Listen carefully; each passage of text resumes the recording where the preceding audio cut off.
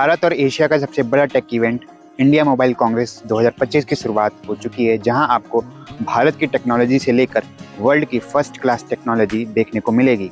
इसके साथ ही आपको इसमें नए नवाचार और नई टेक्नोलॉजी भी देखने को मिलेगी और किस तरीके से ये भारत को और वर्ल्ड को एक साथ जोड़ने का काम करेगा, ये सारा आपको इंडिया मोबाइल कांग्रेस 2025 में देखने को मिलेगा। 8 अक्टूबर से 11 अक्टूबर तक इस कार्यक्रम का आयोजन किया जाएगा, जहां आपको अलग अलग तरीके के नए नए टेक्नोलॉजीज़ को रूबरू करने का मौका मिलेगा। इंडिया मोबाइल कांग्रेस एक ऐसा मंच है जो कि policy makers, global leaders, startup leaders और नेताओं को एक साथ जोड़ने का काम करता है, जिससे कि भारत और देश की टेक्नोलॉजीज़ को एक साथ एक मंच पर काम करने का मौका मिल सके और नए नए डेवलपमेंट्स को जन्म दे सके।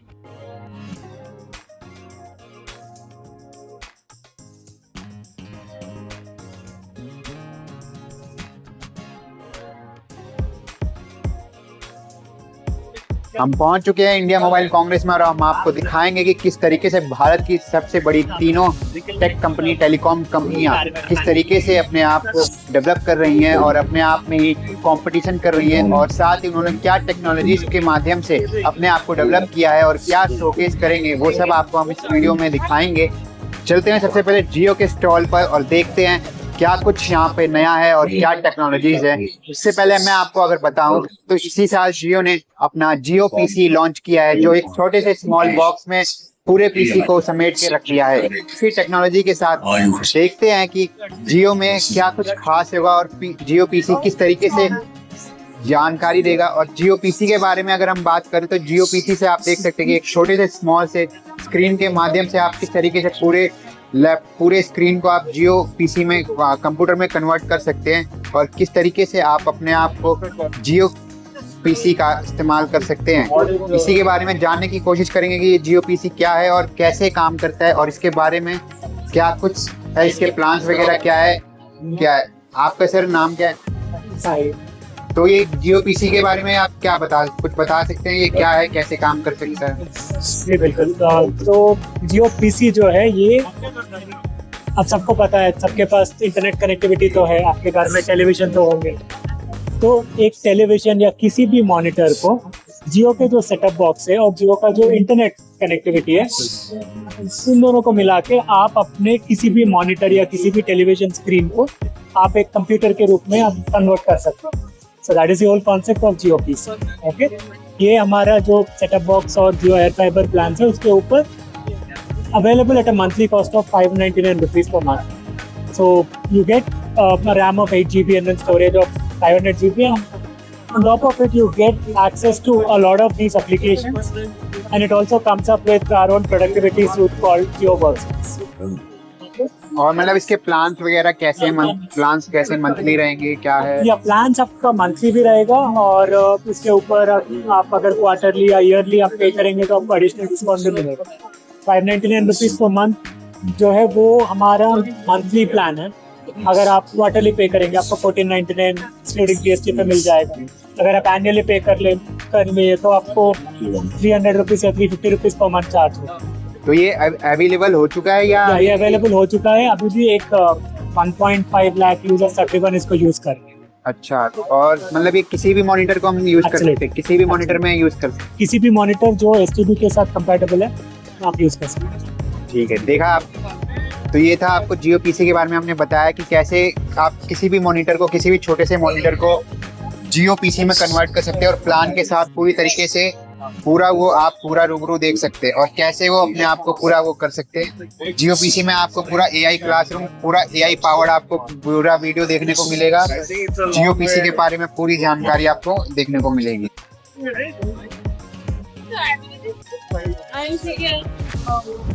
अब हम चलेंगे एयरटेल के स्टॉल पे और देखेंगे कि एयरटेल के बूथ पर आपको क्या टेक्नोलॉजी देखने को मिलेंगी। एयरटेल के अगर स्टॉल के बारे में दिखाए तो एयरटेल ने अपने साथ ही शोकेस कर रखा है सबसे पहले एआई क्लाउड के बारे में, कैसे अपना एयरटेल अब अपना खुद का एयरटेल क्लाउड सिस्टम लेके आने वाला है और एयरटेल क्लाउड के माध्यम से कैसे काम करने वाला है, वो सब आपको देखने को मिल रहा है। इसके अलावा आप देख सकते हैं कि कैसे इंटेलिजेंट फ्रॉड डिटेक्शन के माध्यम से एयरटेल अपने आप को डेवलप कर रहा है, अपनी टेक्नोलॉजीज को दिखा रहा है। साथ ही एग्रीकल्चर में भी कैसे 5G का इस्तेमाल करके, प्रोडक्टिविटी का इस्तेमाल करके, टेक्नोलॉजी का इस्तेमाल करके किस तरीके से 5G और टेक्नोलॉजी के साथ एग्रीकल्चर कृषि किया जा सकता है, ये सब आपको देखने को मिल रहा है। इसके अलावा आप देख सकते हैं कैसे एग्रीकल्चर को लेकर एक बड़ा काम हो रहा है और किस तरीके से चीज़ें चल रही हैं। इसके अलावा ही आप देख सकते हैं कि हर तरफ जो स्टॉल है और जो शोकेस है वो एयरटेल के माध्यम से आप देखें कि कैसे कैसे नई नई टेक्नोलॉजीज अपने नेटवर्क के लिए डेवलप कर रहा है। सबसे पहले अगर मैं आपको अगर बताऊं तो आज के ज़माने में ऑनलाइन के ज़माने में सबसे ज़्यादा जो रिस्क रहता है वो ऑनलाइन फ्रॉड का रहता है, कि कैसे ऑनलाइन फ्रॉड को रोका जाए और किस तरीके से इस सबको हम बचा सकते हैं, कैसे हम इन चीज़ से बच सकते हैं। तो उसके लिए आजकल की सभी कंपनियां जोरों शोर से काम कर रही हैं। उसी में से एयरटेल भी एक ऐसी कंपनी है जो एक स्पैम नेटवर्क को लेकर और एक साइबर फ्रॉड को लेकर काम करने के पीछे लगी हुई है, और किस तरीके से उसको रोकना है, उसको किस तरीके से बचाना है, उस चीज़ से लड़ने के लिए एयरटेल नई नई टेक्नोलॉजीज़ के साथ अपना काम कर रहा है। सिक्योर नेटवर्क और टेक्नोलॉजीज़ को डेवलप करने की कोशिश कर रहा है। पे देखा आपने एयरटेल का बूथ देखा, अब हम देखेंगे जो इन दोनों कंपनियों से थोड़ा बहुत पीछे है और अपने आप को सरवाइव करने की कोशिश कर रही है भारत के अंदर, वोडाफोन आइडिया को। वोडाफोन आइडिया में क्या है टेक्नोलॉजीज, क्या कुछ है, इन्होंने क्या शोकेस कर रखा है अपने स्टॉल पे, बूथ पर देखने की कोशिश करेंगे और जानेंगे। आप देख सकते हैं ऑन पेपर तो बहुत कुछ नया है, बहुत कुछ खास देखने को मिल रहा है, लेकिन इसके नेटवर्क और दोनों कंपनियों से अभी भी काफ़ी पीछे है ये वोडाफोन, जो अपने आप को स्टेबल करने की कोशिश कर रही है और कैसे अपने आप को इस्तेमाल कर रही है देखने का मन कर रहा है। आप देख सकते हैं वही चीज़ें हैं, cyber fraud, cyber health, AI technology, business, AI smart किस तरीके से किया जाए, वो सारी टेक्नोलॉजीज आपको वही चीज़ें देखने को मिल रही हैं स्टॉल में। और आप देख सकते हैं कैसे एक तरीके से वोडाफोन अपने आप को नए टेक्नोलॉजीज के लिए डेवलप करने की कोशिश कर रहा है। आप देख सकते हैं। आपको अगर मैं दिखाऊं तो यहाँ पर भी वही चीज़ें हैं, जैसे कि AI से ट्रांसफॉर्मेशन, AI से रिलेटेड चीज़ें हैं। इन्होंने अपना बनाया AI क्लाउड सिस्टम, ये भी अपने साथ लेके आ रही हैं। इसके अलावा AI ट्रांसफॉर्मेशन फॉर नेक्स्ट, इन्होंने अपना रेडी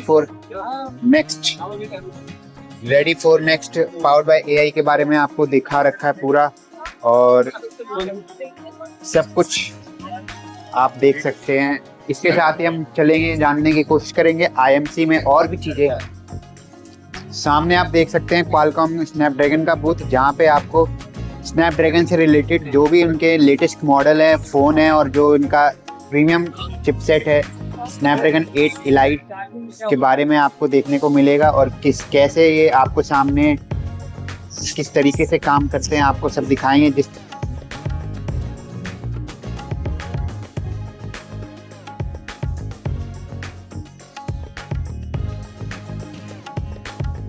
अब हम चलेंगे सैमसंग के स्टॉल पर, सैमसंग के बूथ पे, और देखेंगे सैमसंग का शोकेस, उन्होंने क्या प्रोडक्शन किया है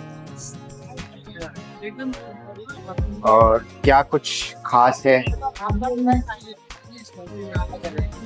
आप देख सकते हैं ये डिस्प्ले लेकर आपको पूरी चीज़ें मिलती हैं, कैसे सैमसंग AI और टेक्नोलॉजी यूज़ किया जा रहा है, और किस तरीके से transformation, transport, AI system every जगह, हर जगह किस तरीके से गैलेक्सी X कवर।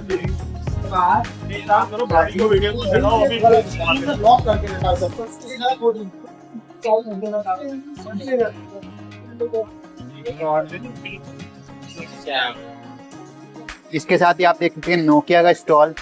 नोकिया के स्मार्टफोन तो नहीं है, लेकिन कंपनी अभी भी बची हुई है, और कंपनी क्या कुछ कर रही है आपको देखने को मिल रहा है। कंपनी का फिलहाल तो कुछ खास नहीं है, और ये अपने मोबाइल सिस्टम से हटकर परफॉर्मेंस और चिपसेट और 6G टेक्नोलॉजी, नेटवर्किंग टेक्नोलॉजी के अंदर अपना कदम बढ़ा रही है, नेटवर्क क्षेत्र में अपने आप को डेवलप करने की कोशिश कर रही है। ये यहाँ पे कुछ बताया जा रहा है टेक्नोलॉजीज के बारे में, नोकिया अपने टेक्नोलॉजी के बारे में बताते हुए।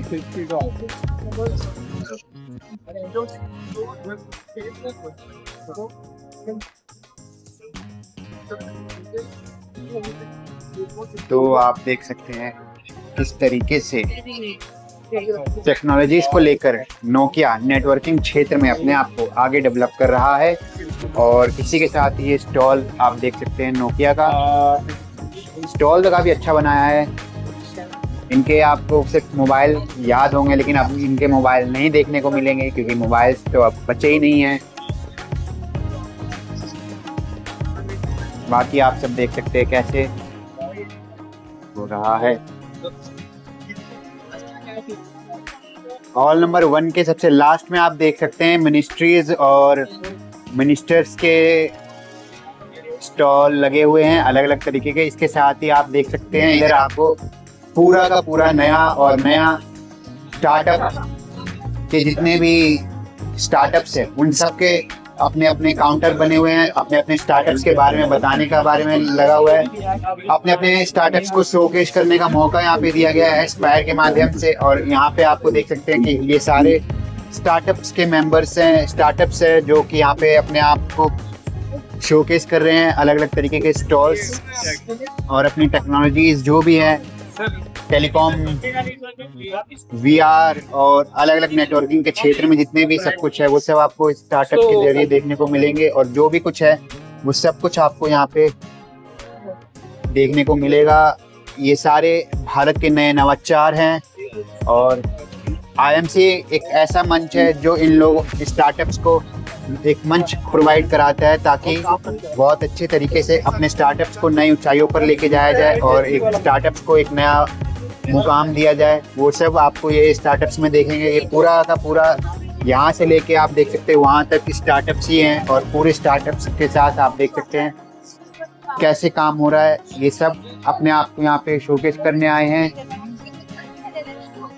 और शोकेस कर रहे हैं। आप देख सकते हैं ये किस तरीके से क्या है, अलग अलग टेक्नोलॉजीज का संगम है ये आईएमसी 2025, जहां पर 400 से अधिक कंपनियां अपने आप को यहाँ पे प्रदर्शित कर रही हैं और अपनी टेक्नोलॉजीज को लेकर आई हुई हैं, अपने स्टार्टअप्स को लेकर आई हैं। अलग अलग कंपनियां अलग अलग क्षेत्र में अपने आप को पूरी तरीके से स्थापित करने के साथ, नए नवाचार के साथ, बिजनेस के नए रूल्स को लेकर, बिजनेस के नए रूल्स और बिजनेस के नए मौके को तलाशते हुए यहाँ पर आईएमसी 2025 के अंदर मौजूद हुए हैं। और सब कुछ आप देख सकते हैं। यह है department of science and technologies का स्टॉल। आप कैसे, साथ ही भारत की जो मिनिस्ट्री है साइंस टेक्नोलॉजीज किस तरीके से काम कर रही है वो सब आप देख सकते हैं। इसके साथ ही आप देख सकते हैं कैसे किया जाएगा। और आज भारत की तीनों टेलीकॉम, वोडाफोन आइडिया, एयरटेल और जियो को दिखाया था, लेकिन हमारी भारत की खुद की कंपनी, भारत की बनी हुई कंपनी, भारत सरकार के द्वारा बनी हुई कंपनी जो बीएसएनएल यानी कि भारत संचार निगम लिमिटेड जो है, उसका स्टॉल भी हम आपको दिखाएंगे और वो कैसे अपने आप को डेवलप कर रहा है, क्या कुछ कोशिश कर रहा है, आपको बताएंगे। हालांकि हाल ही में इन्होंने बताया कि 4G जो टावर्स है वो अपग्रेड कर दिए गए हैं 5G में और 5G जल्द ही लॉन्च किया जाएगा। 4G भी हाल ही में इन्होंने BSNL ने 4G लॉन्च किया था, लेकिन अब 5G के बारे में बातचीत हो रही है कि 5G कैसे लॉन्च किया जाएगा। BSNL has launched 5G FWA services in Hyderabad on June 18th. So we are starting from one location by one location, different circles. It will take some little time, but it is already launched. We have 100+ customers in Hyderabad. Still any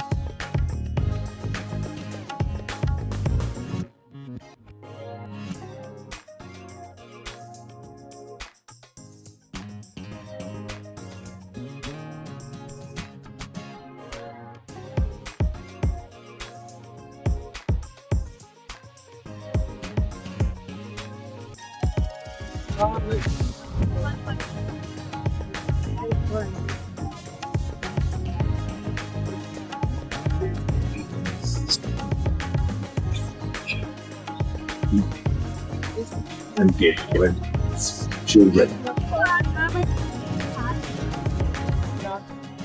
आपका technology में interest है, या आप एक startup है, या आप networking करना चाहते हैं, या आप इंडिया मोबाइल कांग्रेस 2025 घूमना चाहते हैं, तो आप 8 अक्टूबर से लेकर 11 अक्टूबर तक आ सकते हैं, क्योंकि इस कार्यक्रम का आयोजन इन्हीं दिनों में किया जाएगा। साथ ही ये द्वारका स्थित यशोभूमि में आयोजित किया जा रहा है, जहां पर आप मेट्रो के द्वारा और ओला उबर के द्वारा पहुंच सकते हैं। इसके अलावा अगर मैं टिकट की बात करूं, तो एंट्री के लिए आपको रजिस्ट्रेशन कराना पड़ेगा। आप ऑन द स्पॉट आके भी रजिस्ट्रेशन करवा सकते हैं, या आप ऑनलाइन भी कर सकते हैं। अगर आप ऑनलाइन करते हैं तो आपको ज़्यादा फैसिलिटी मिलेगी और ज़्यादा आरामदायक एंट्री मिलेगी। यहाँ पे आपको लाइन लगाने की ज़रूरत नहीं पड़ेगी। इसके अलावा अगर एंट्री की फ़ीस की बात करें, टिकट की बात करें, तो स्टूडेंट और विजिटर्स के लिए ये एंट्री टिकट बिल्कुल फ्री है, लेकिन बाकी चीज़ों के लिए वीआईपी डेलीगेट्स और भी जो चीज़ें हैं उन सब के लिए रजिस्ट्रेशन फ़ीस लगता है। लेकिन अगर आप एज अ मीडिया या एज अ स्टूडेंट या एज अ विजिटर आते हैं, तो आपके लिए कोई भी पैसा नहीं लगेगा। आप बिल्कुल मुफ्त में आ सकते हैं और आईएमसी का मज़ा ले सकते हैं और नई नई टेक्नोलॉजीज़ के साथ साथ कुछ नया भी सीख सकते हैं।